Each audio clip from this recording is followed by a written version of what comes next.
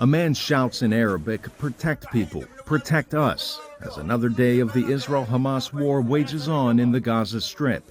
His pleas for help come as hospital staff say an Israeli airstrike killed at least 6 people, including 2 children and 2 women.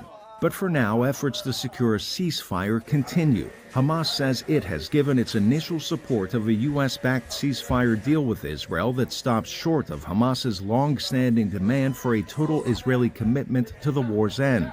Through 9 months of conflict between Israel and the Western-identified terror group Hamas, more than 38,000 Palestinians died, according to the Hamas-run Gaza Health Ministry. It all started October 7th of last year when Hamas and its allies breached Israel's border, killing 1,200 mostly civilians and kidnapping some 250 others.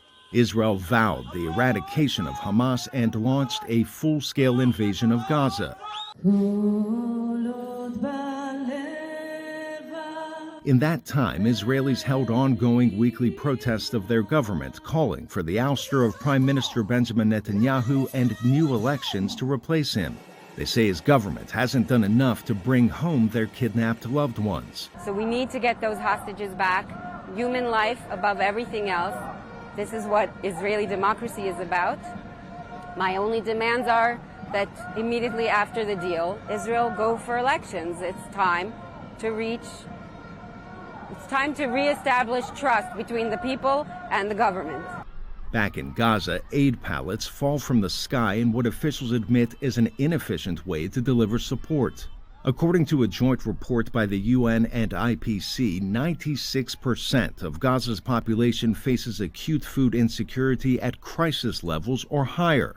The United Nations estimates the displacement of 90% of Gaza's population, some 2.1 million people since the onset of the war.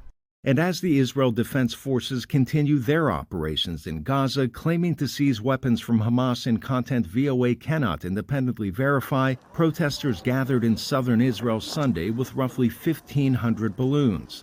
They say black represents those killed on October 7th and yellow, the hostages still held in Gaza.